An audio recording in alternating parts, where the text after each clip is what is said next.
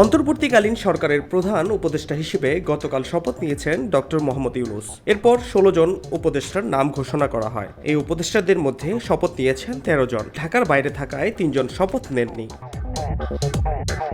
৯ August শুক্রবার দুপুরে অন্তর্বর্তীকালীন এই সরকারে উপদেষ্টাদের দায়িত্ব বন্টন করে প্রজ্ঞাপন জারি করেছে মন্ত্রিপরিষদ বিভাগ।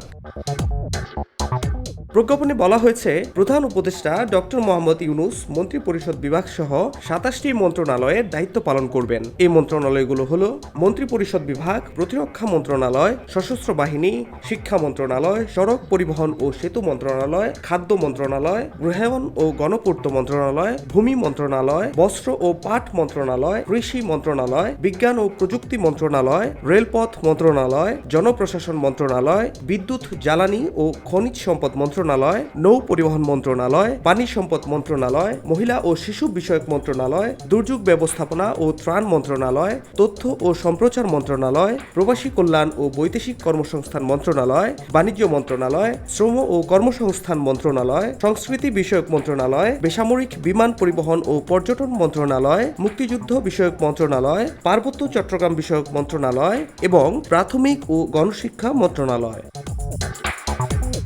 উপদেষ্টাদের মধ্যে সালেউদ্দিন আহমেদকে দেওয়া হয়েছে ২টি মন্ত্রণালয়ের দায়িত্ব। তিনি সামলাবেন অর্থ মন্ত্রণালয় এবং পরিকল্পনা মন্ত্রণালয়। ডক্টর আসিফ নজরুল পেয়েছেন আইন, বিচার ও সংসদ বিষয়ক মন্ত্রণালয়ের দায়িত্ব। আদিলুর রহমান খানকে দেওয়া হয়েছে শিল্প মন্ত্রণালয়ের দায়িত্ব। স্থানীয় সরকার, পল্লী উন্নয়ন ও সমবায় মন্ত্রণালয়ের দায়িত্ব পেয়েছেন হাসান আরিফ। মোহাম্মদ তৌহিদ হোসেন পেয়েছেন পররাষ্ট্র মন্ত্রণালয়। সৈয়দা রিজওয়ানা হাসান পরিবেশ, বন ও জলবায়ু পরিবর্তন মন্ত্রণালয়। শারমিন এস মুর্শিদ সমাজ কল্যাণ মন্ত্রণালয়। ব্রিগেডিয়ার জেনারেল অবসরপ্রাপ্ত ডক্টর এম সাখাওয়াত হোসেন স্বরাষ্ট্র মন্ত্রণালয়। ডক্টর আ.ফ.ম. খালিদ হোসেন ধর্ম বিষয়ক মন্ত্রণালয়। ফরিদা আক্তার মৎস্য ও প্রাণী সম্পদ মন্ত্রণালয়। নূরজাহান বেগম স্বাস্থ্য ও পরিবার কল্যাণ মন্ত্রণালয়ে দায়িত্ব পেয়েছেন।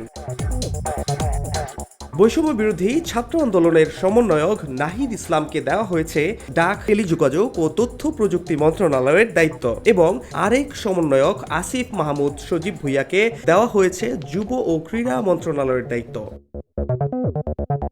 মন্ত্রিপরিষদ বিভাগের প্রজ্ঞাপনে অন্তর্বর্তীকালীন সরকারে উপদেষ্টাদের দফতর বন্টনের এই তথ্য প্রকাশ করে বলা হয়, এ আদেশ অবিলম্বে কার্যকর হবে।